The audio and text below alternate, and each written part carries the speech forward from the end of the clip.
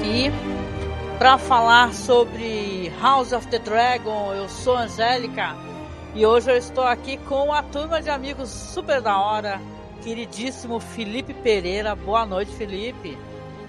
Boa noite, e o meu dragão preferido com certeza é o Falco, de História Sem Fim. O dragão cachorro maravilhoso. Olha, já gostei que tu já se apresentou já falando do teu dragão favorito. Então já me deu um gancho para perguntar para as pessoas. E se caso alguém não tenha resposta, depois vai pensando e responde. E também com o nosso querido Samir, né, que é o nosso colaborador, leitor. Boa noite, Samir. Boa noite, pessoal. Boa noite, Angélica. Boa noite, Marcos. Boa noite, Felipe. Opa! Boa noite aí, fãs do Game of Thrones, The House of Dragons, da Casa dos Dragões. Sim. E Targaryen bom é Targaryen morto-vivo, morto-vivo, morto-vivo. Ô, Samir, já deixa eu te perguntar aí, qual que é o seu dragão favorito? Você tem um dragão favorito? Valerion é o top of mind, né? Esse aí é um cara, né? Ele é, eu acho que para todos os dragões, assim, todos os dragões, tanto da Dança dos Dragões como desde o início, né? Ele é uma referência maior, né? Ele é gigantesco, ele faz parte da história do Westeros e também faz parte da história de Valyria, né? Então ele tem essa ligação muito forte assim, no contexto cultural da região de Westeros, né?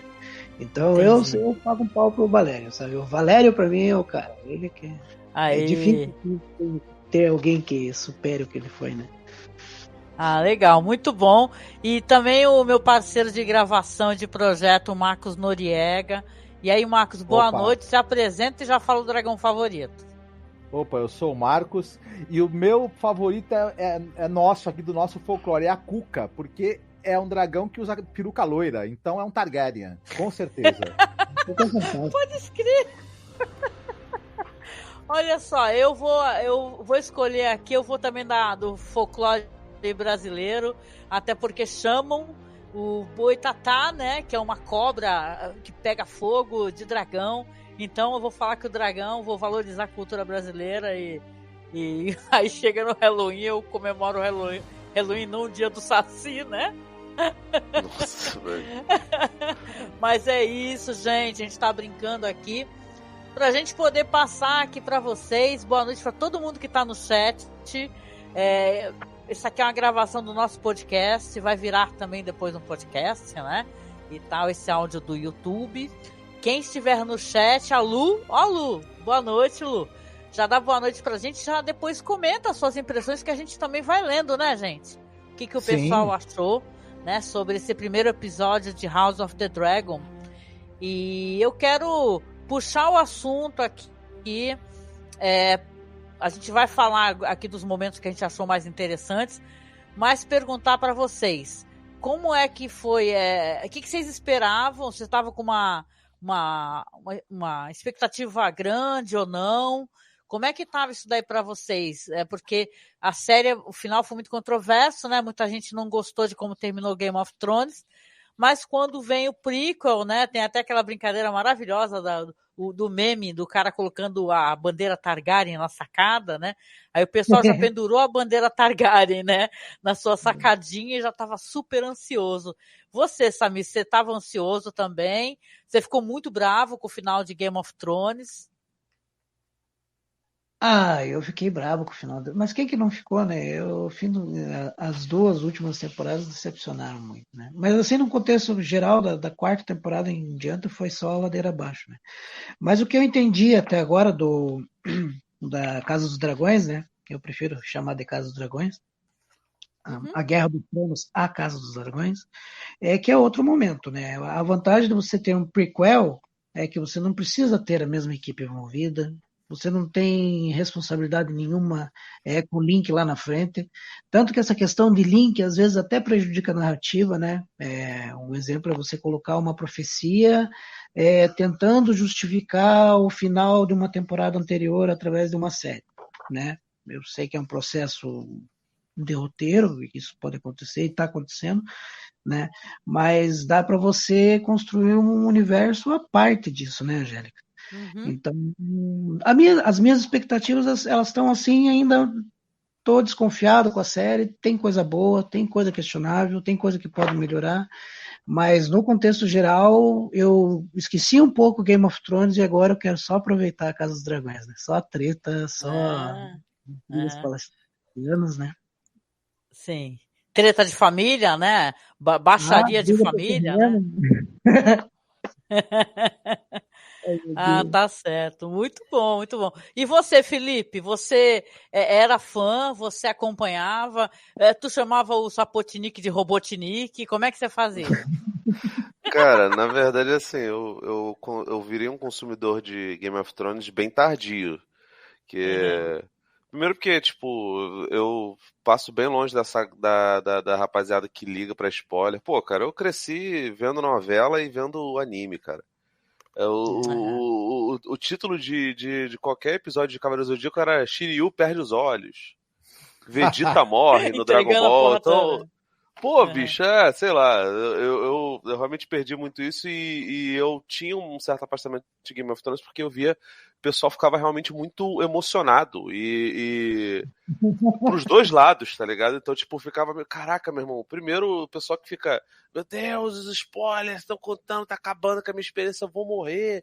Eu achava isso um exagero e achava também uma babaquice de quem falava pra poder estragar o passatempo das pessoas, né? Mas enfim, eu via isso como uma eu via isso como uma briga de foice cega, sabe? Que ninguém tava certo. Sim. Mas nas últimas 2 temporadas eu fiz uma maratona e acabei acompanhando lá no final. Inclusive, a gente fez um podcast lá no Vortex na época. O Rafael ficou muito bolado, Rafael Moreira.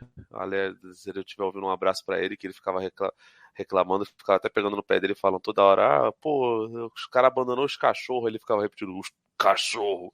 Que ele leu o Marte e falou: pô, não é cachorro, porra. Mas, enfim, cara, eu É. gosto muito, especialmente das primeiras temporadas, acho que o Samir pontuou bem. Até ali a Batalha dos Bastardos tinha coisas boas, sei lá, a quinta tinha algumas coisas legais, mas de fato depois a coisa foi caindo. E eu sinceramente não sei se é só culpa de não ter os livros como base. É, mas, enfim, Sim.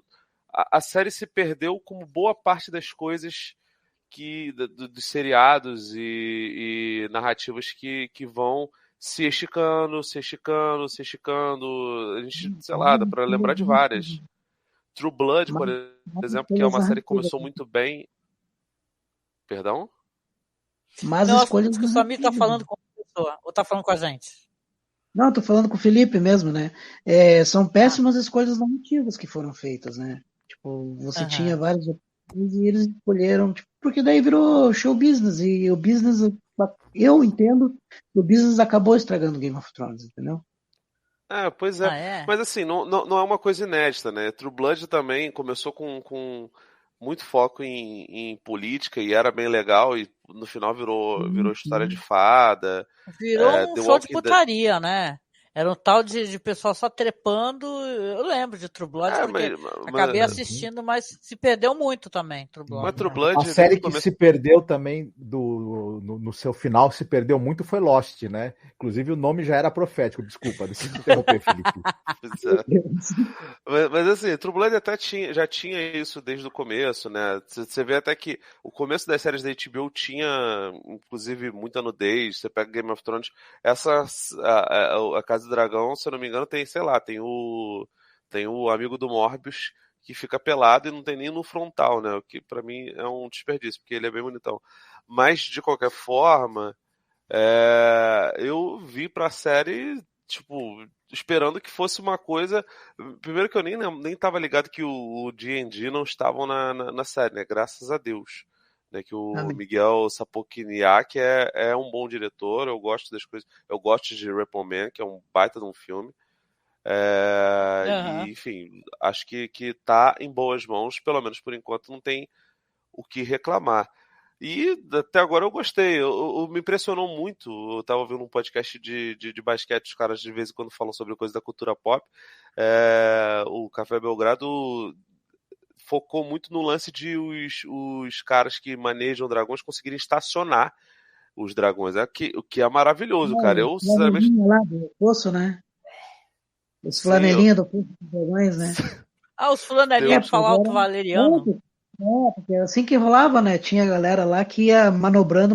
Ó, senhor, Cyrax, aqui mais pra esquerda. Eu torço muito, cara, que tenha drift com dragão, que pra mim é o ponto alto de manipulação de veículo, né? É a dança dos dragões, né? Tem que ter dança, né? Pois é. É verdade. Mas, enfim, é verdade. até agora tá bem legal. Não, tá bem e respondendo a. Sim. Uhum. Não, e perguntando pro Marcos também, né? Senão a gente vai até assim se empolgando e eu esqueço de perguntar. E aí, Marcos, e você, né? O Marcos eu sei um pouco assim da percepção dele, porque é meu parceiro, né, no projeto, na vida, então a gente compartilha muito e conversa muito. Mas o que você esperava, Marcos, do House of the Dragon? Você estava ansioso, estava curioso, ou ficou meio para baixo com o final de Game of Thrones? Não, eu não gostei nem um pouco do final de Game of Thrones, não só eu, como até o Samir e o Felipe falaram, né? Na verdade, eu concordo muito com a visão de vocês, que até após a 4ª temporada, para mim, a série de Game of Thrones, da Guerra dos Tronos, ela começou a perder impulso, e nas 2 últimas ali foi difícil mesmo. Ela estava com um roteiro escrito assim de maneira muito displicente mesmo, e sem essa base, que é um bom roteiro, a gente já sabe que é difícil qualquer coisa em audiovisual chegar em algum lugar, né? E as minhas expectativas para essa série eram baixas. Eu preferi ter expectativas baixas. Não esperar demais e vendo no que ia dar, se ia ser realmente interessante, o que caminho que eles poderiam seguir agora, que tá na cara que é uma série que ela, apesar de fazer referências quando ela pode à série anterior e piscar, né, sempre que ela pode para a série anterior, já nesse primeiro episódio, ela segue um caminho próprio, é outra equipe criativa e tudo, então, mas eu preferi, eu desconfio muito de spin-offs, sabe? Eu sempre acho que uma série que é um fenômeno é uma coisa que ela não vai se repetir assim só porque você quer que aquele fenômeno se repita. Então eu sempre tenho baixa expectativa com spin-off. Mas, de repente, as minhas expectativas acabam sendo superadas, né? Até por não serem muito altas, inclusive.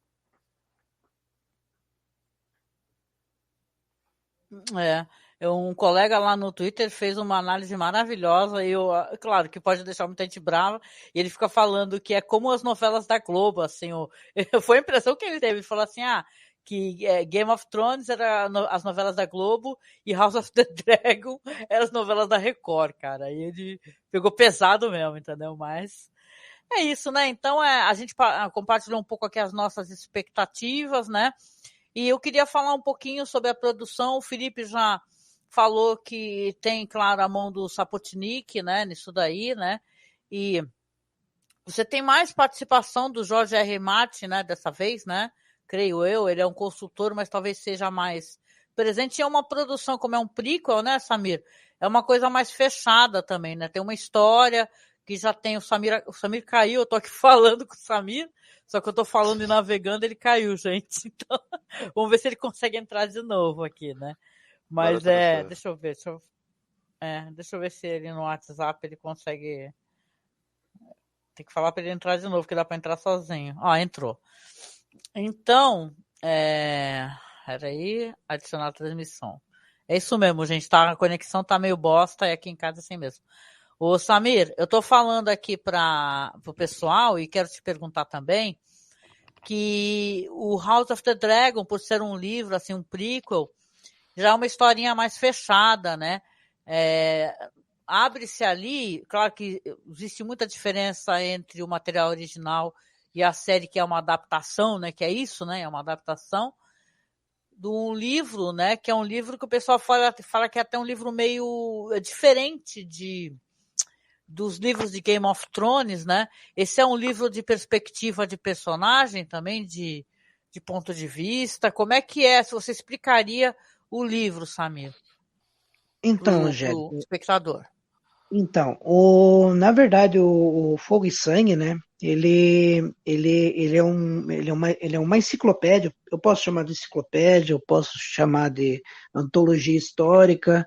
né? É escrita por um mestre, que é um dos personagens que eu mais admiro nas crônicas, né? É escrita por um mestre, né? Se eu não me engano, é o Arquimestre Gildon, da cidade de Vila Velha, né?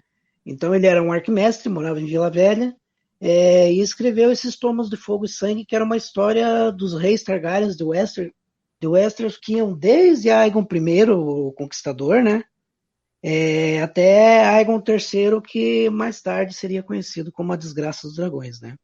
E isso tudo, essas palavras do mestre, do arquimestre, né? Gilda, mas elas são narradas ali através da caneta do George Martin, né? O George Martin, ele escreve essas crônicas, eu não chamaria de crônicas, assim, porque é uma coisa muito enciclopédica, né? O Fogo e Sangue, ele pontua muitas datas, as coisas são muito bem divididas, sabe? Desde a conquista, quando começam as intrigas por causa de sucessão, né? O problema da mulher, da figura feminina Targaryen na sucessão, né? Que remonta muito assim a intrigas que mais tarde resultariam na Guerra das Rosas na Europa, né? Então você tem intrigas palacianas, né? E a gente está nesse ponto do início do nascimento da dança, né? Daquilo que a gente ia chamar da dança dos dragões, né? Por isso a Casa dos Dragões. Sim, não, e essa questão histórica, você coloca isso, e é muito importante, é colocado aqui também nesse primeiro episódio, né? O episódio já começa em Harrenhal, né? Então, para quem lembra das histórias e tal, tem um negócio... né? Ele é narrado entre o início da Casa dos Dragões, ele começa em terceira pessoa, se não me engano. Sim. Começa com a voz, que é a voz da menina, né? Se eu não me engano. Ela falando... bem podia ser a voz da Maria Gabriela, eu ia ficar tão feliz, cara. Cara, vocês viram isso, esse vídeo maravilhoso da Maria Gabriela? O que aquela mulher não colaborar. Então, mas você está falando de história e contexto histórico é interessante, eu quero perguntar para vocês também, porque o quanto vocês... Eu, assim, só passando a minha... como é que é a minha relação, para o pessoal saber, né? Eu li, 2 livros só. E depois eu parei e não consegui mais retornar. E no final de contas, eu até me sinto um pouco sortuda por ter parado. E eu pensei em retornar, acabei não retornando ainda à leitura. E sempre foi uma lacuna muito grande. Mas, ao mesmo tempo, quando você vê que o autor não né, tem muita possibilidade dele não terminar essa história, né? E isso aí gera muita controvérsia, porque as pessoas ficam, boa noite, Ale, olha a Ale aí.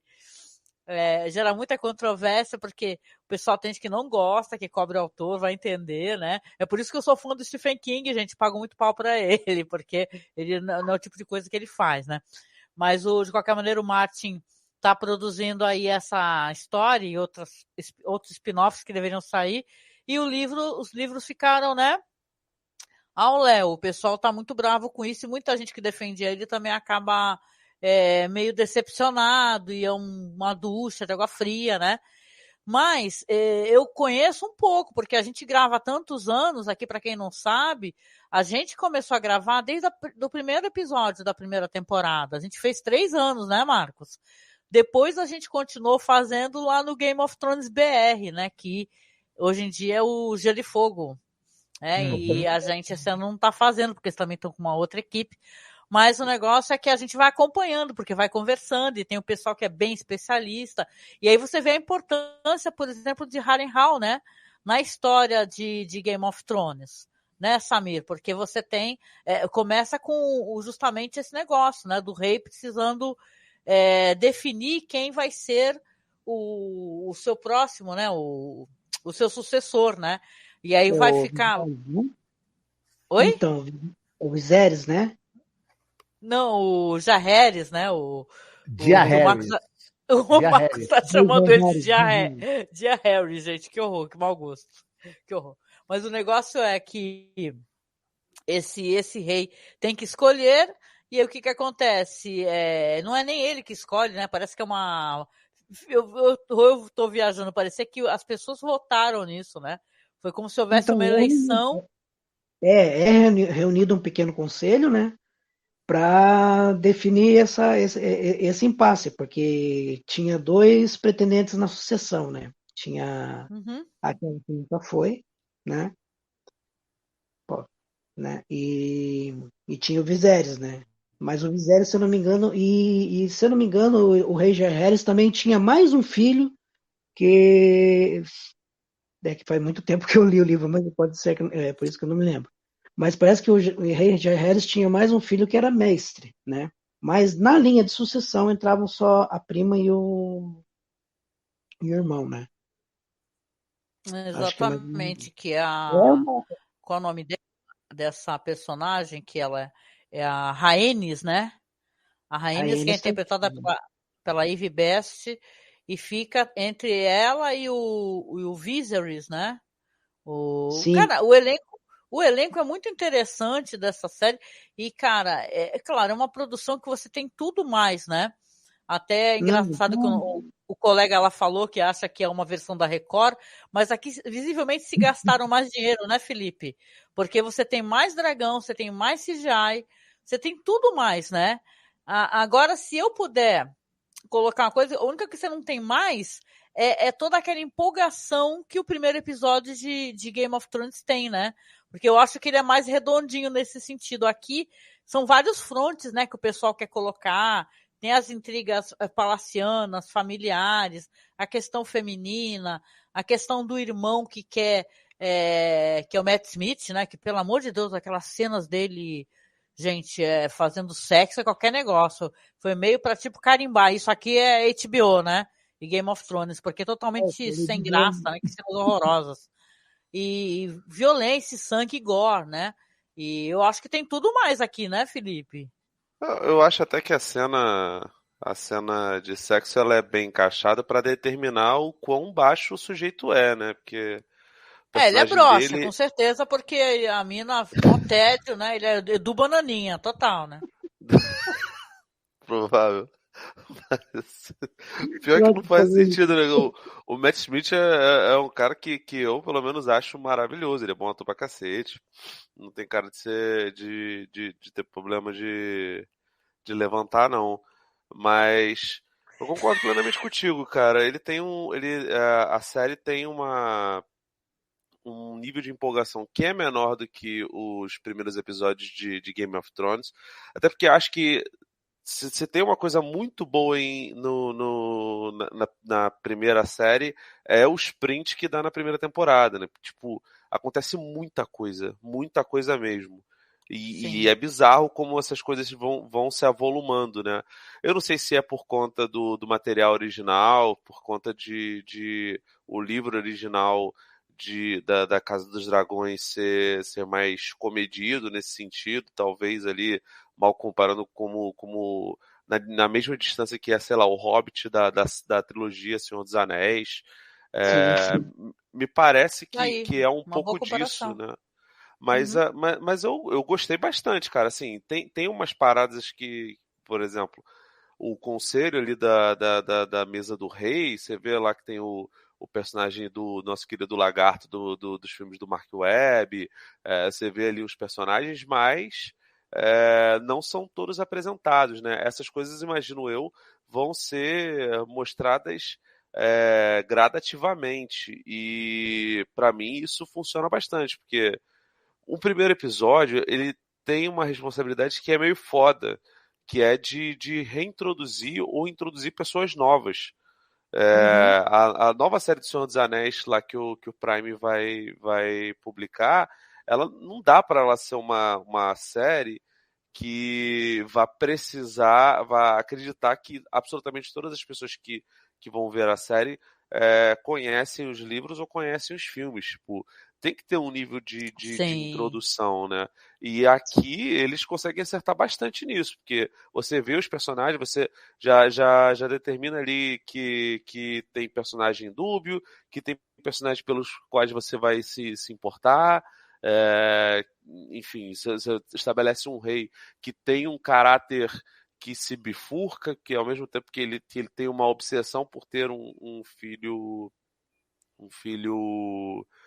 homem, ele também ele não pensa duas vezes em sacrificar a própria esposa, o amor da vida dele, para poder ter a possibilidade de ter esse filho, e você vê a dificuldade dela de engravidar e até de parir. O sofrimento, né? Ela fala que teve várias gravidezes e perdeu vários filhos e chorou todas as crianças, né? É bem doloroso isso daí. E esse rei, ele é muito bem interpretado pelo Paddy Considine, né? Ele é um cara fraco, visivelmente. Ele tem uma fraqueza, né? Que o irmão mesmo reconhece a fraqueza dele e ele não faz nada, né, para segurar o irmão. Só depois que ele vai tomar uma atitude, né? Relutante, uma boa palavra, exatamente. Ele é muito relutante. Ele já passou por uma situação de saia justa quando ele teve que se colocar, né, do lado da Rhaenys, né, na sucessão, né. Não sei se a coroa coube muito bem, mas era ele que estava na vez. E eu não acho que ele tenha sido um mau rei, sabe? Porque assim, se a gente for ver na era de Game of the Westeros, das crônicas de Gelo e Fogo, né? Você tem a Era de Ouro, né? Com as 3 cabeças do dragão, né? Aí mais tarde você começa a ter essa era do Jaehaerys, Viserys, e aí a coisa começa a ficar meio complicada, né? Queria até comentar aqui, perdão, meu amigo. Só momento da história justamente nessas situações, né? Desculpa, algum delay aqui. Não, só queria comentar que a Lê falou uma coisa bem legal aqui, viu? No chat. Ela falou assim, poxa, na hora que ela fala para ele que não queria mais ter filhos, ela pensou assim, eu pensei na hora, poxa, entregou a vida na mão do banana do marido. Porque é uma cena terrível, né, gente? Essa cena que ele escolhe matar a mulher, né? Fala assim, eu tenho que fazer qualquer coisa para ela conseguir parir, dar à luz, porque o bebê está virado, né? E eles não têm, nessa realidade, eles não têm obviamente, conhecimento anatômico para poder fazer uma cesariana e que a mulher sobrevivesse. E aí ela, coitada, nossa, é um assassinato crudelíssimo, né? Aliás, tem uma coisa que essa série, eu acho logo de cara, e olha que tem a questão dos White Walkers, né? No primeiro episódio da série Game of Thrones, é que é muito cruel, né? Tem a parte do massacre, quando ele vai com os guardiões da cidade, das capas douradas, lá o personagem do irmão do rei, até corta o pau do cara, gente, aquilo é terrível, né? E essa cena lado a lado com aqueles duelos, aquelas justas, né? Que vão terminar em massacres. O Marcos até comentou, né, Marcos? Como são cruéis as cenas, né? Tem muito gore nesse primeiro episódio, né, Marcos? Tá aí, Exatamente. Marcos? Não, tô aqui. E a gente até estranha, na verdade, o fato dessas justas, desses duelos, terminarem em morte, e mortes tão violentas. Porque a gente imagina, poxa, os nobres se envolvem, né, em um duelo que acaba matando membros das suas casas, né, filhos, enfim, possíveis pessoas que seriam da sucessão, inclusive, das suas casas, de uma maneira que parece assim meio gratuita até, né, porque não está aparentemente em disputa nada tão vital ali naquele torneio específico, né, a gente fica meio assim, mas essa violência que aparece, ela fornece uma boa montagem paralela com o violentíssimo, né, parto da criança, né, da personagem da Rhaenys, né, e tanto chocante, né? Tanto que elas são mostradas simultaneamente, né, Marcos? Sim. E esse paralelo entre essas duas violências, e que é muito bem feito, é um momento, digamos assim, chocante que a gente tem nesse episódio, para nos dar a entender que haverá, sim, apesar do episódio em si, ele ser muito centrado nessa questão ali do conselho, da possível sucessão que está para vir, e a gente logo percebe que todo mundo que está ali no conselho tem interesses nesse trono, né? Tentam puxar o tapete do sucessor mais provável, que é justamente o Daemon, né? Seria, né, o sucessor direto, mas não confiam nele, então tá todo mundo ali tentando puxar a sardinha um pouco para o seu lado e um pouco influenciar o rei na possível sucessão e nas decisões dele, para ter seu quinhão de poder ali, né? É muito centrado nisso esse episódio, mas esse momento específico da tragédia, da perda da esposa e do filho, esse torneio violento, funciona como uma metáfora da disputa violenta que nós vamos ver ao longo da série que vai ocorrer. E dos sacrifícios em vidas que também irão ocorrer e de como o destino de certos personagens vai ser interrompido no meio do caminho. A gente já pode ler isso em tudo que o episódio nos fala. E é o ponto dramático mais alto de um episódio, que em si ele é um tanto quanto morno, por conta de ser mais em cima de tramas palacianas. Eu compararia, só para terminar essa fala, se a gente compara a introdução do primeiro elemento sobrenatural que a gente tem na série anterior, na Guerra dos Tronos, é aquele inesquecível momento ali dos White Walkers que atacam aquele pessoal ali da Patrulha da Noite, e a gente vê aquela formação ali chocante com os corpos, enfim. O primeiro momento de aparição de algo mágico e sobrenatural nesse primeiro episódio é a menina voando no dragão, é algo muito mais leve, né? A Rhaenyra no seu dragão, libertador, né? Mais doce, mais mágico. Então, em tudo é muito diferente do clima muito sombrio e ao mesmo tempo muito arrebatador que a gente teve no primeiro episódio da série anterior, que me fisgou assim de muitas maneiras. Eu estou muito mais curioso com esse primeiro episódio do que realmente empolgado. A gente percebe também que a produção gastou-se muito mais dinheiro nesse primeiro episódio do que no primeiro episódio da série anterior. Certamente, já é um sucesso consagrado, já deu o retorno e já prevê esse investimento, né, para a série. Então, tudo em relação de ambientação, figurinos, design de produção, enfim, é um luxo só, né? E uma perfeição só. Vamos ver como depois tudo isso é usado na narrativa, que é o importante, na verdade, né? E eu senti, não sei se vocês vão concordar comigo, eu queria ouvir a opinião de vocês, eu senti muita falta de uma abertura. Dizem que vai haver a partir do episódio, né? A partir do segundo episódio. Porque, quem lembra, todo mundo, né? Como eram sensacionais as aberturas, né?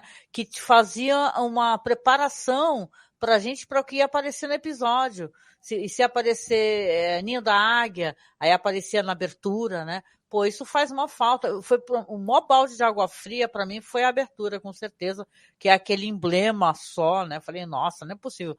Mas como tem séries que no primeiro episódio não tem abertura e a partir do segundo tem, então a gente vai ficar esperando, né? Eu queria só mencionar rapidamente aqui, porque eu tô acompanhando o chat, viu, gente? A Lu falou uma coisa muito legal. Ela falou desse negócio do destino biológico da mulher, né? Nessa história, porque você tem a conversa da rainha com a filha dela, a Rhaenyra, ela preocupada, na verdade, a própria Rhaenyra preocupada, porque é o útero delas que tem importância. Né? Aí você pensa até na questão histórica mesmo, né? O Samir, Felipe, porque aquele rei lá que casou com várias mulheres, ia degolando as mulheres e tal, e, cara, ela só importava o filho que elas podiam parir, né? Então, a Rhaenyra, que é uma personagem que na história, ela é uma personagem muito mais lutadora, né? De enfrentamento, né, Samir? Ela pensar que assim, porra, o que é? Só o fato de eu ter filhos que importa. E é triste essa fala da mãe dela para a filha, quando você vê depois o que vai acontecer com ela, né?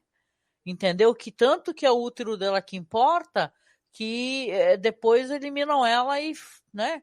Só criança. E depois, pior ainda é você ver a criança na pira funerária junto com a mãe, né? Ou seja, as horas que ela viveu, né? A Lu tá lembrando aqui, é o Henrique VIII, o maior filha da puta da história. Verdade, Lu. É isso, né, Samir? O que você tem a dizer sobre essas questões da Rhaenyra enquanto a personagem forte, né, nessas histórias? A Rhaenyra, a atriz, ela tá... Meu Deus, essa menina tá fora de série. Mas a Rhaenyra, ela não é a mãe, para começo, né? Que a gente nota assim. Ela transgride, ela não quer que as coisas sejam. Ela não é muito conservadora. Você nota no montar o dragão dela, você nota na maneira como ela conduz a Alicent Hightower, né? Que também é uma personagem bem complicadinha, assim, não é tão simples da gente entender ela a princípio, né? Porque nem tudo é amizade, no final das contas, né? Uhum. Mas eu tô empolgado com o personagem, eu tô empolgado com as relações, com a relação que a Rhaenyra tem com o Daemon Targaryen, né? Que é o tio dela, né? Uma relação dúbia de carinho e interesse mútuo, né? Porque é isso que os Targaryen são, né? Os Targaryen são astutos, né? São astutos, são ambiciosos, né? Você nota pelo Daemon quão ambicioso ele é, né? Isso aí vai complicar a vida do irmão, né? É mais ou menos isso. É verdade, né? É isso, né? E Felipe, você curtiu, assim, tem cenas favoritas, assim, que você gostaria de comentar? Aproveita aí que a gente vai tentar gravar uma horinha e pouco. Vamos aproveitar aqui os momentos aqui. Depois eu vou tocar o vídeo da Marília Gabriela, se não derrubarem tudo, porque tem aqui, eu separei ele aqui. Ela tá gostei. Bom, eu gostei muito do desempenho da Emilia Alcock, até fiquei triste porque, pô, ela mandou muito bem, eu queria que ela tivesse mais tempo de tela.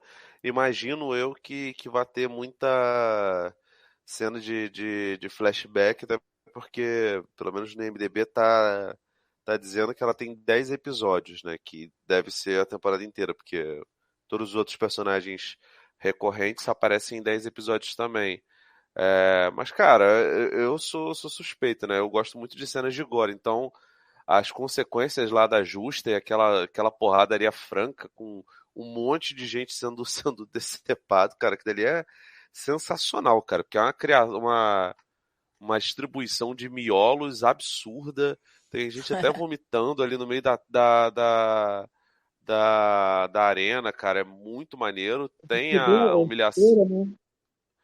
humilhação que o personagem do Matt Smith acaba se submetendo, né? O Príncipe Diamond. Para mim é bem pontual e já demonstra ali outro problema de vaidade que o sujeito tem, sabe? É muito maneiro. O design de produção, como o Marco falou, tá maravilhoso, então acho que isso daí é chover no meu olhado, mas assim, é bizarro como as pessoas conseguem comparar essas paradas com produções da Record. Tudo bem que é meme, é piada, a gente não vai ficar explicando meme. Mas, pô, cara, é absurdo. A HBO, nesse ponto, você pode reclamar de roteiro, você pode reclamar, às vezes, de ambientação, talvez uma atuação ou outra, o que não é o caso nessa temporada em si, mas desse episódio, pelo menos. Mas, cara, design de produção, cenários, figurinos, pô, cara, é tudo muito, muito bem feito. E vou te falar, até os pecados dos personagens eu acho que são comedidos e são explicados ali, né? O rei, ele é de fato um banana, mas você vê que ele é levado a optar pelo filho, porque o médico fala que só dá pra salvar um, e ele já chega sugerindo em salvar a criança e não a mãe, né? Mas é bizarro, cara, como a coisa vai seguindo. Não, existe uma coerência nos pecados deles, como você chama, mas existe uma crueldade também, né? E tal, né? É claro que a gente está vendo uma história que diferente se dá para a gente colocar. É interessante, pelo menos a gente fazer isso nesse primeiro episódio, você coloca lado a lado com a primeira série de Game of Thrones, que você vai ter a família Stark, né? Aquele núcleo familiar, né? O negócio dele mostrando para o filho, né, o pequenininho, o quanto que era importante que a mão que faz a ordem assim de morte, que impunha a espada, né? Então tem toda aquela coisa familiar. Aqui já tem esse babado todo, né? Família que visivelmente não se entende, já tem uma questão de ego, a diferença essa daqui não conseguiu ser a rainha. Peraí que tem uma gata enchendo o saco aqui, deixa ela entrar, pentelha. Peraí. Entra, sua chata do cacete. Vai gritando lá na porta, essa filha da mãe. Então, o negócio é que aqui é interessante, você coloca... Ó, aí não, você vai ficar miando no meio da gravação, aí não dá. Aí você coloca lado a lado, é interessante, né, o Marcos, né? O primeiro episódio, porque a gente acaba fazendo a revisão, né? E dá para entender, claro, que é uma outra série, é um prequel, né? Só que, porra, de qualquer maneira, tá mexendo com a ansiedade das pessoas, né? Todo mundo tava querendo saber, porra, o que esperar, né, disso daí, né? A Isabela Boscov, gente, ela agora tá fazendo lives direto e tudo, coisa que ela não tinha feito, né, gente, né? Nas outras temporadas, assim, mas agora tá tendo live, tem muita gente fazendo live, nesse momento deve ter várias lives, né, sobre House of the Dragon, e a gente quer saber, né, o que esperar, né. Eu sei que se eu for eleger, assim, uma das cenas que mais me emocionou, e por vários motivos, né, assim, é aquela cena que tá a Rhaenyra conversando com a menina, que é Hightower, né? Que eu não lembro o primeiro nome lá. Que aparece aquelas... então, que aparece aquela árvore coração, aquela com rosto, né? E tal, então, que você conhecendo as histórias. Que cena lindíssima. Eu até usei ela para ilustrar, né, o banner, porque aquilo me emocionou muito e me recordou... até a própria movimentação de câmera me lembra, a câmera vem descendo e sentado embaixo da árvore está o Ned Stark, né, que ele está ali limpando, afiando a espada dele, e a esposa dele vai lá falar com ele e dar a notícia, né? Então isso daí remete muito, muito à família Stark, a esses sentimentos que a gente tinha quando tudo estava bem, né? Pode falar. Não, desculpe, eu espirrei. Marcos ou Felipe, quer falar alguma coisa? Pode falar, minha gente. Olha, tem um plano nesse episódio que enfoca justamente a tal árvore e as folhas, né, daqueles diversos tons de vermelho que elas têm, né, por conta da diferença ali, que é a folha que está mais madura ou não. É muito bonito esse plano, mesmo, que vai terminar com as duas ali, né, moças deitadas sob a árvore e tendo aquela conversa onde a gente fica sabendo que a jovem que será a sucessora do reino, a Rhaenyra, ela é uma pessoa também culta, né, também é versada ali no histórico das grandes batalhas ali do reino, né? E, enfim, além de ser e tem um forte interesse, né, por militar, pela vida de guerreira, de militar. Ela não quer esse papel apenas de mãe, de paridora de reis, né? Ela quer construir para si também um futuro enquanto guerreira. E, enfim, e é uma cena muito bonita mesmo, assim, muito, muito interessante. Uhum. O Samir deu uma caidinha de novo, né? Aproveitar para dar uma lidinha aqui no chat. A Lu tá falando aqui, o Felipe e Marcos. Vamos falar sobre elefante branco na sala? O que foi o Otto Hightower enviando a filha, criança, para consolar o rei, né? Que aí morre ali a mulher, né? E o filho dele. E ele manda ela se arrumar, né? O pai dela, né? Fala, bota o vestido da tua mãe. E ela chega lá, né? É uma cena até muito pudica, né? Eu pensei que ela podia ter terminado de um outro jeito, né? Que tudo que envolve, né, HBO e Game of Thrones, né? Ela chegou de maneira, né, muito acanhada e falar que levar um livro para ele, um livro enorme, né? Levar um livro para ele e toda arrumadinha e fica conversando com ele, não mostra mais nada pra gente, né? Ou vocês acham que essa cena ela tá sugerindo que aconteceu alguma coisa ali? Eu fiquei com a impressão que não. O Viserys não estava interessado, ele estava inclusive de luto ainda, né? Ele nem olhou para a menina com esses olhos, mas a intenção do pai dela, do Hightower, do Otto, é que ela fique próxima ao rei ao longo do tempo, quando o rei superar o luto, e aí ele começar a ter o peso da solidão, aí ele começa a olhar para ela com olhos diferentes e ela seja um meio pelo qual ele vai conseguir manter um certo poder e controle sobre o Viserys, né? Enquanto não houver ainda, né, o poder não ficar na mão da menina, né, de vez. Mas a gente já intui e já sabemos, né, para quem já leu o livro e tudo, que o Viserys também não vai viver muito tempo, né? E, enfim. É verdade, né? E você, Felipe, o que você achou dessas cenas de intrigas palacianas e de mulher sendo jogada no colo do rei, menina novinha? Cara, infelizmente isso era uma parada, né? Tudo bem que os livros do Martin não são históricos, né? Se passam num outro universo e tal, supostamente. Mas eles remetem à época da Idade Média, né? E esse tipo de coisa, infelizmente, era praxe, né, cara? As mulheres eram tratadas literalmente como mercadorias, elas eram totalmente coisificadas, elas não tinham os mesmos direitos. Você vê que, pelo menos, eu não li o livro, mas pela narração do começo você percebe que possivelmente a sucessora feminina, né, do rei anterior seria mais indicada do que o primo mais novo, né? Então, assim, já existe. Ela é visivelmente uma pessoa mais calma, e a gente não falou muito dos personagens, talvez a gente acabe falando mais pra frente, né, Felipe? Mas ela é visivelmente uma pessoa que parece mais concentrada, né, e tal, mais observadora, né? Você não teve essa impressão também? Sim, então, eu não sei se é por conta de. Até o marido dela, né, de certa forma. Mas sempre tem o benefício da dúvida de que o poder corrompe, né? Então você não sabe se ela estivesse no trono, se o marido fosse regente junto com ela, se ele seria tão sábio, se eles pareceriam tão sábios e espertos quanto eles parecem.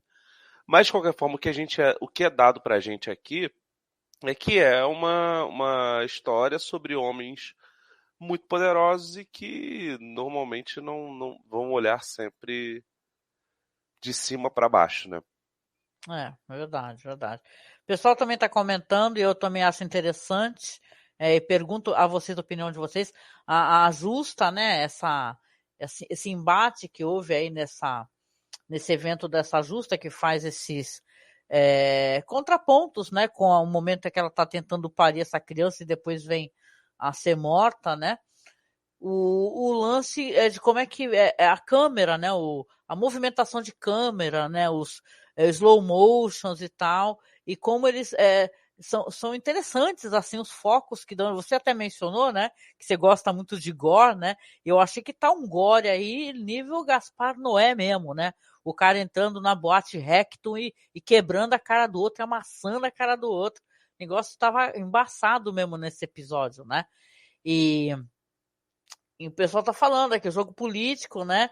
E essas cenas também, que são cenas muito bonitas, do crânio do Balerion, né? Que, cara, é show de bola, né? Merece um wallpaper tranquilo, né, Mar? Aquela cena também é muito impressionante e nessa cena específica também tem a questão em que o Viserys fala com a sua filha sobre a questão da profecia do inverno, né? E enfim, também é uma cena, na verdade, além dela ser muito, muito bonita por conta da gente ter o crânio do dragão, que é muito impressionante aquilo, não colocam o crânio ali à toa, né? A gente precisa, é uma indicação que a gente tem que prestar atenção naquela cena e que vai haver uma certa importância futuramente, né? E o que o Ramon falou, que realmente, para quem acompanha, lê os livros e tudo, já sabe onde vai dar aquilo. né? E a série realmente ela tem que ganhar a gente pelo desenvolvimento que ela vai fazer dos personagens, pelo uso de recursos audiovisuais e o percurso para chegar no que as pessoas muita gente já sabe aonde vai chegar, né? E também tem que contar que também muita gente não lê os livros e a série ela tem que ser capaz de ganhar a audiência de quem não leu e conduzir as pessoas através dessa história para que elas compreendam a história, aproveitem, né, e tiram o melhor proveito dela mesmo sem ter lido os livros. Ela tem que se sustentar sozinha, né? Isso é importante. Enquanto produto que, claro, ela é baseada nos livros, mas ela tem que se sustentar com as próprias pernas. E é claro, é outra mídia, ela vai fazer isso com o uso dos recursos audiovisuais e desenvolvimento dos personagens, como o Ramon mesmo destacou. Mas ela começou bem nesse sentido. Estabelece de maneira muito boa a personalidade da Rhaenyra. A atriz está muito bem, né? E isso ajuda, obviamente. Acertaram muito no casting dela, mas ela transmite pra gente essa coisa dela ser uma pessoa de personalidade forte, marcante. O Daemon também tá muito bem delineado, e ele é aquele tipo de personagem que move, de certa maneira, a trama. Uma pessoa impetuosa, uma pessoa capaz de tudo, uma pessoa imprevisível, né? Sim. E tem eu já tô chamando ele de Demon, por sinal, porque é um demônio, né? Puta que pariu. Sim, mas ele até certo ponto tem laços afetivos com a protagonista, né? E isso também vai complicar muito a questão, né? É interessante a gente ver duas pessoas que, a princípio, respeitam e afetam uma pela outra disputarem, disputarem, né? De maneira bastante terrível, né? Esse trono. Claro que o fato dela ter sido escolhida vai colocá-los em lados opostos e, enfim. É um fardo, né? Vai virando um fardo, na verdade, né? Sim. Visivelmente para ela, né? E a série usa também essa coisa daquela cena em que a guarda, né, os capas douradas vão fazer aqueles massacres, né, para tentar, através do medo e do horror, diminuir um pouco o ímpeto da criminalidade ali na região, né, de uma maneira bem. Porra, eles estavam pegando qualquer um, cara. Aquilo foi muito bop. É meio assim, ó. Pareceu What We Do in the Shadows, lobisomem do What We Do in the Shadows. E tinha um cara que para você ser bandido, estuprador e etc, você só precisa do cara lá da guarda apontar para você e falar: esse fulano aqui, pode pegar ele. Não tem processo e coisas do gênero, né? Justiça, não tem law and order SVU nessa época, não. Eu queria só perguntar uma coisa para vocês. Como uma metáfora do que seria o reinado dele, né? Sim. A primeira cena, uma coisa interessante, se você for comparar, porque a primeira cena mesmo, o voo da Rhaenyra no dragão, que você lembra daquele episódio da Daenerys, o The Bells, né? Até porque é o Sapotnik que dirige e tal. E você recorda aquele voo da Daenerys que vai acabar numa tremenda destruição, né? Ela tocando fogo na porra toda e vira uma desgraceira generalizada. E aqui você tem, há 100 e tantos anos atrás, a Rhaenyra fazendo aquele voo, né? Eu acho que aquele plano lá é meio para poder recordar, né? E eles deixam isso muito bem claro logo no começo do episódio, né? Que deixam o último nomezinho que apaga, que é 127, não lembro, anos, e Daenerys, 172. Né? Porque é o começo, né? Não é o começo, né? Mas é aquele ponto da história e o final da história, porque é quando a Daenerys, né? A história dos Targaryen vai se acabar ali, né?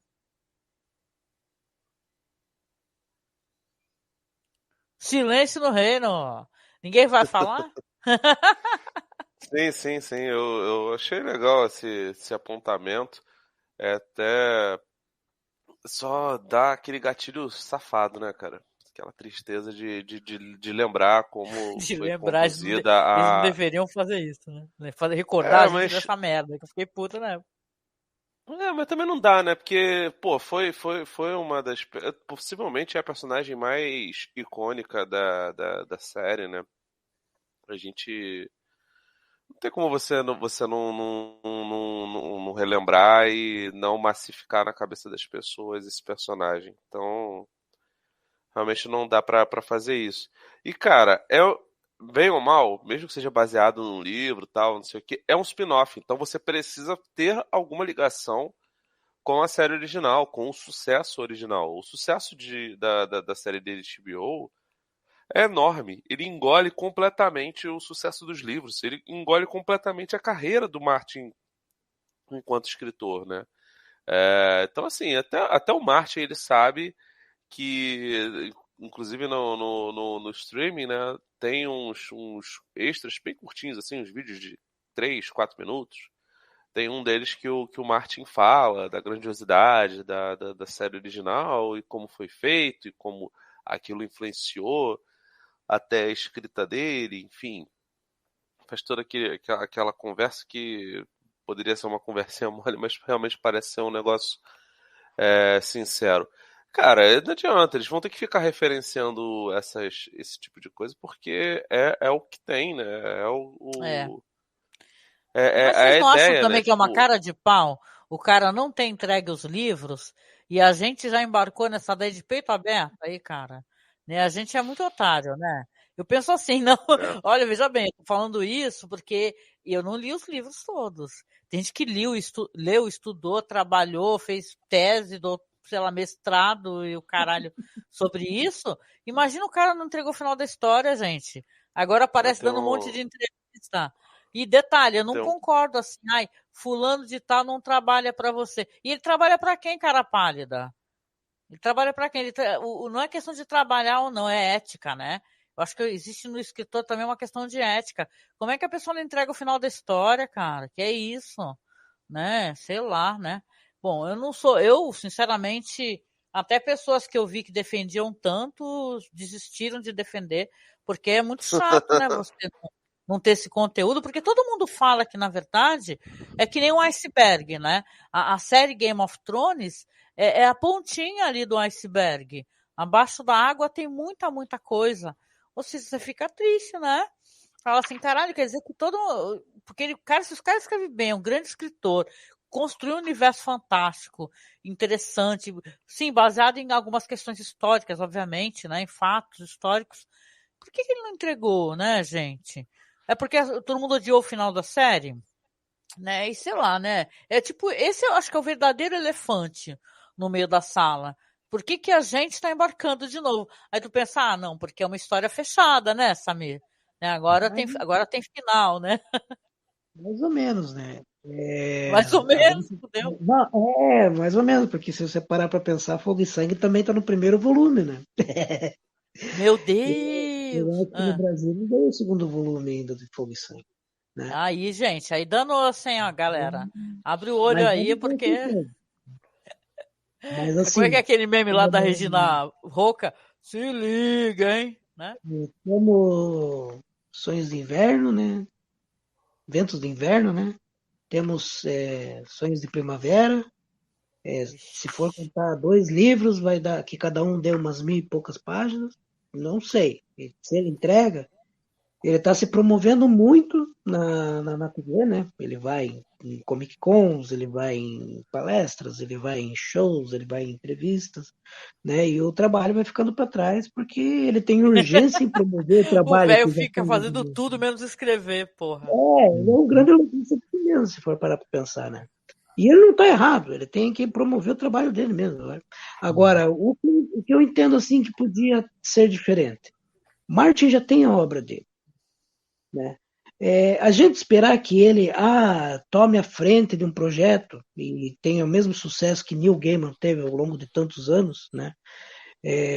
Numa tentativa de uma temporada, vamos dizer. Né? Porque Sandman pode ter 2, 3, 4 que também podem dar certo, como pode ser uma tragédia catastrófica. Não, mas o Sandman você consegue pegar os quadrinhos e vai ler tudo. Entendeu? Sim, o Sandman tem as obras completas, né? O Sandman ele tem uma transcrição da mídia da HQ, da mídia do texto do Neil Gaiman para a TV que funciona, né? O D&D, eles pegaram essa essência, essa estrutura narrativa do George Martin, começaram bem e se perderam no meio do caminho e não voltaram mais, né? Que nem a família Targaryen. A família Targaryen teve essa era de ouro, Foi para a Era de Bronze, a coisa começou a degringolar, não se recuperaram mais. E o velho meio que é assim, ele meio que se perde nos caminhos. Se você for ver aquela obra que ele trabalhou no Wild Cards, mesma coisa. Ele colaborou no primeiro livro, colaborou no segundo, não sei se aparece no terceiro, tem uma menção sobre ele no quarto, e não sei se ele aparece no quinto. E daí pra frente a coisa fica meio esquisita, sabe? Tu já tá me fazendo repensar o bagulho, hein, Samir? Já tô falando que aí, cara, isso é que vale a pena. O produto como mídia de televisão tá aí pra gente consumir. Sim. Né? Os livros têm a qualidade narrativa que eles têm, porque eles têm muita qualidade narrativa, eles vão passar pelo mão de um monte de roteiristas, dezenas de roteiristas ao longo das temporadas. E às vezes as coisas vão dar certo e às vezes as coisas não vão dar certo, né? Mas a série está aí, né? Isso não diminui a obra dele, não diminui que Fogo e Sangue ainda, mesmo que possa parecer incompleta, ainda é uma grande obra sobre os Targaryen, né? O mundo de Gelo e Fogo é uma grande enciclopédia, né, do mundo de Westeros e Essos e Além-Mar, né? Isso aí não se discute. A qualidade literária da obra do George Martin, seja completa ou incompleta, quantos e quantos autores ao longo da história têm obras incompletas e nem por isso eles deixam de ter a grandeza que têm. Né? É verdade, você tem razão. É que é uma frustração. Eu absorvi a frustração das pessoas, cara. Mas já escutei tantas pessoas falando, cara, é muita. Sabe, se é uma história que eu acompanho, que eu estudei, que eu pesquisei, eu ia muito querer que ela tivesse final, né? Sim. Mas aí, gente, então, estamos chegando aqui a 1 hora e pouco de live. Eu queria pegar cada um de vocês, perguntar para vocês aqui, para Marcos, Felipe, Samir, qual é a impressão geral assim que vocês tiveram dos episódios, assim, aliás, do episódio, né? O que vocês gostariam de falar em suas considerações finais? O que vocês esperam para o próximo episódio? Se é que dá para esperar, né? Gostaria de começar falando, Samir? A minha primeira impressão sobre o episódio é bem positiva, né? Vamos falar dos designs de produção. O Elmo Targaryen, o uso do mangual, né? Pelo Christian Cole, né? Contra o Daemon Targaryen na Justa, como é descrito nos livros, né? Toda essa reprodução artística, né? Toda essa adaptação de roteiro original, vamos considerar que Fogo e Sangue seja um grande roteiro, né? E eles conseguiram transliterar isso em imagens, né? A noção de que a Westeros de Game of Thrones que a gente via nas temporadas anteriores, na série anterior, já mostrava uma certa decadência nas justas com o rei Robert, ela se contrapõe ao que a gente vê, né? Numa Porto Real mais organizada, uma Porto Real com uma polícia, né? Repressora, uma Porto Real vigiada e até meio que bem administrada pelos Viserys, né? Ele não é um mau governante. Sim, é uma época de paz, né, Samir? Exato, ele amarra bem ele tenta pelo menos, né? Porque ele não escolhe, o que eu vejo assim, é que ele como rei, ele não escolhe salvar a esposa, ele escolhe salvar o reino. Ele tem que quando ele está diante dela, ele segue um conselho de uma prática medieval, né? Porque antigamente os parteiros não eram cirurgiões, não existia cesárea. A primeira notícia que a gente tem assim de uma cesárea bem sucedida data de 1500, né? Antes disso era o barbeiro, né? Que era cirurgião, que também era dentista, né? E aí isso se traduz aos mestres, né, de Westeros. Mas ainda eram mestres medievais. Então, quando você precisava fazer uma cesárea, você tinha que escolher salvar a criança ou correr o risco de não conseguir salvar a criança e a mãe também não se salvar, porque aquela criança ia morrer dentro da mãe e a mãe ia acabar morrendo em consequência disso. Então, você vê decisões ali que não são nada fáceis e em contrapartida de uma era... Quando você vê a Justa, você vê a grandiosidade de tudo aquilo, né? Você vê a complexidade, né, nas imagens, nos figurinos, porque agora tudo é muito mais colorido, né? As Sim, armaduras também têm escamas, né? E isso aí é um ponto positivo na série. Eles conseguem transmitir com excelência, eles conseguem carimbar a marca registrada do sexo dentro do contexto. Isso já está mais positivo do que em Game of Thrones para o primeiro episódio, né, gente? Porque é o primeiro episódio ainda, né? E o primeiro episódio pode se, né, aproveitar, rever, achar defeitos, mas tem 9 pela frente ainda, né? E o Zaputinik está muito sim, bem, tá? Parabéns, ele é um bom diretor. A gente sabe que ele tem trabalhos anteriores, ele é um cara responsável, né? Vamos ver o que vai dar, sim. né? Ah, Mas, beleza, Samir. no Muito geral, bom, meu assim, amigo. tá um set bem competente. Certo. E você, Felipe Pereira? Primeiro episódio aí, não deu pra gente conversar muito, falar de muitos personagens. Depois a gente vai continuar fazendo isso, né? Nas próximas gravações. Mas e aí, o que você achou de uma maneira geral? Você tem alguma expectativa? E vai continuar acompanhando? Não, eu gostei, vou continuar acompanhando. São só 10 episódios, né? Então imagino eu que. Eu sinceramente só espero que não estique tanto. Eu não vi entrevistas do showrunner, né? O Ryan Condal. Mas eu espero que não seja uma coisa que se estique muito, né? Que seja mais autocontida, porque normalmente as coisas funcionam melhor assim, né? Esse rapaz, ele tem uma carreira legal. Eu dei uma olhada lá naquele Colony, né? Ele fez uns filmes ruins com o Dwayne Johnson, mas parece ser um cara mais pés no chão em comparação com a dupla D&D, né? Então, os efeitos especiais estão muito bons, a criação de atmosfera tá legal. O roteiro, pelo menos até aqui, não teve grandes problemas, as atuações estão boas. Até aqui tá ajudando, né? Eu espero realmente que a qualidade siga, porque às vezes o piloto é muito bom e os outros episódios vão caindo de produção e Sim, começa a ficar melhor, a ficar bem de novo no final. Mas eu imagino que pelo menos a primeira temporada seja uma temporada positiva, né? Fora isso, é só especulação, né? é claro, Eu sim. não sou muito afim de especular, não, mas expectativas boas. Ah, tá bom. Muito bom, meu amigo. E você, querido Marcos? Você, o que você achou da maneira geral do episódio? Quiser destacar alguma coisa? O que você espera pro próximo?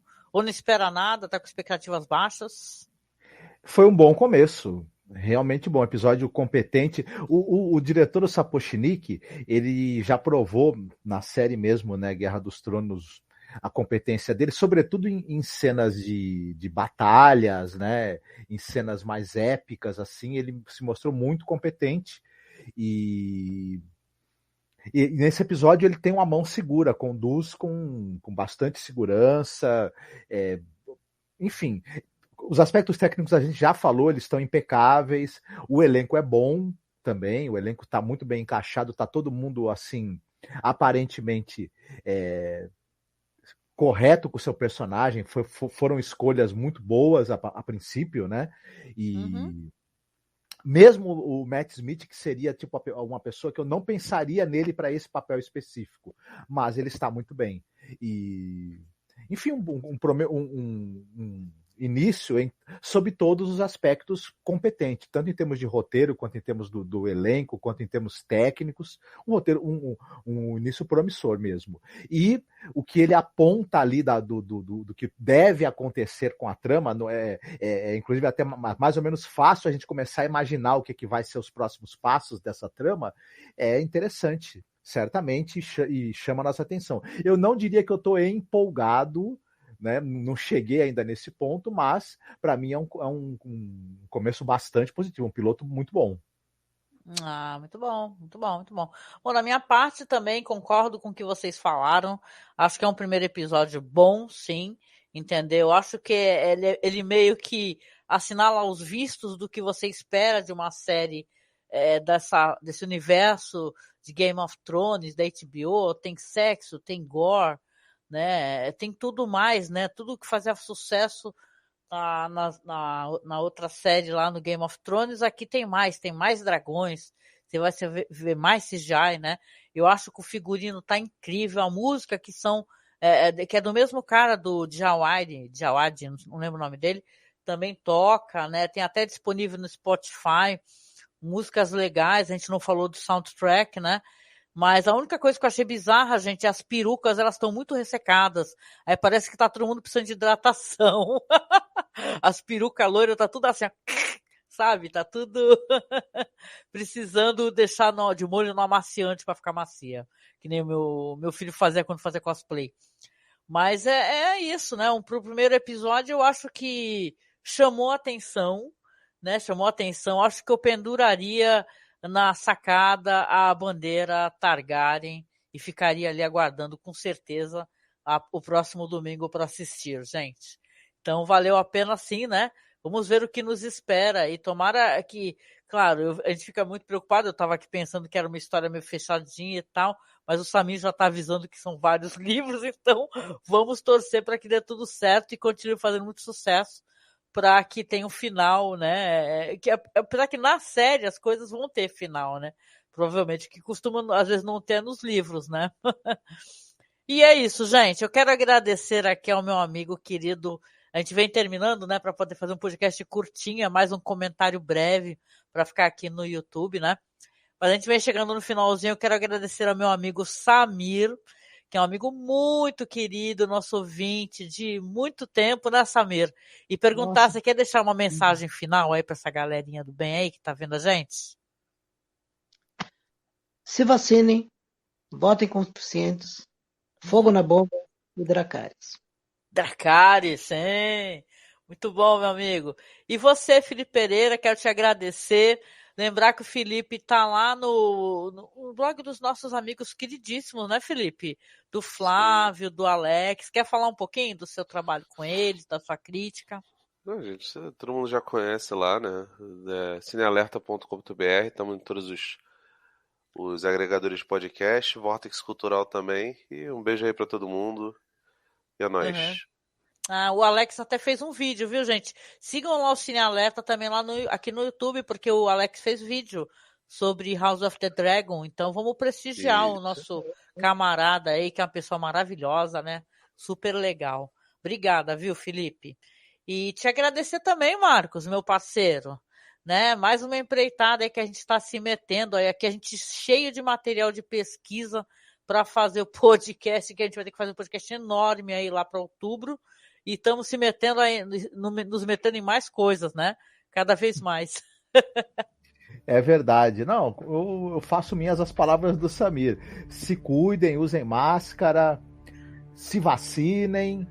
E agora, no final do ano, em outubro, é hora de mandar o Rei Louco de volta para a Cidade Maravilhosa, que vai ficar menos maravilhosa porque ele vai voltar a morar lá. Dracarys nele, cara. Fela da puta. É isso. Gente, muito obrigada a todo mundo que apareceu aqui no chat. Eu quero mandar um beijo pra Lê, que ela deve escutar o podcast depois, pra Lu, que comentou vários comentários de vocês aqui. A gente pode até não ter mencionado, né? Apesar que eu tentei mencionar o máximo que eu pude, mas a gente tá acompanhando, tá todo mundo lendo. Eu quero deixar beijo aqui pro Ronaldo também, pra Lu. E quer ver a Lê, muita gente, o Ramon que apareceu aqui também comentando. Então apareceu uma galerinha comentando aqui, gente. A gente vai deixar também esse áudio da nossa live no feed do podcast, para o pessoal poder prestigiar, criar uma vinhetinha e tal, e deixar um material também disponível no nosso feed. Então você não deixe de procurar a gente lá no Spotify, tá? Nós estamos lá como Cineclube da Masmorra, ou como Masmorra Cine. Masmorra Cine, por sinal, é o nosso feed, gente. Então quando você quiser procurar os podcasts da gente, pode procurar como Masmorra Cine, que é o feed do nosso site, que é masmorracine.com.br, tá? Procure-nos também lá no Facebook, estamos lá como @masmorracine, estamos no Twitter como masmorra_cast, no Instagram como @masmorracine, e claro, a gente sempre pede apoio. Se você puder, nos apoie, minha gente, nos apoie, que somos podcast aqui pequenininho, aqui há muitos anos no ar, e todo apoio é muito bem-vindo numa época como essa, né? E reafirmando aqui, com certeza, o que os amigos falaram aqui, por favor, final aí, em outubro logo mais tá aí, fora Bolsonaro, sim, né? Porque esse daí, né, não é um rei louco, mas bem que queria ser, né? E a gente deixa um beijo, um abraço muito apertado. Vamos encerrando aqui essa transmissão e continuamos aguardando a presença de vocês aqui toda segunda-feira, tá? Que a gente sempre vai fazer a live comentando as nossas impressões e podendo falar mais, talvez, de mais personagens, né? E contando com o apoio do nosso amigo Samir aqui, que é o cara que tem embasamento literário, né? Tá bom, gente? Então, Quanto personagem que tem, né, Angélica? Tem Velário. É muita coisa. Nossa, é muita gente. Sim. Gente, fiquem por aí. Eu vou encerrando a live aqui. Beijo pra vocês e a gente se encontra na próxima segunda-feira. Beijo, Lu, beijo, Ronaldo, Ramon, todo mundo. A gente se vê, minha gente. Dracarys, galera. Fiquem bem, se cuidem. Falou. Tchau, tchau. Tchau.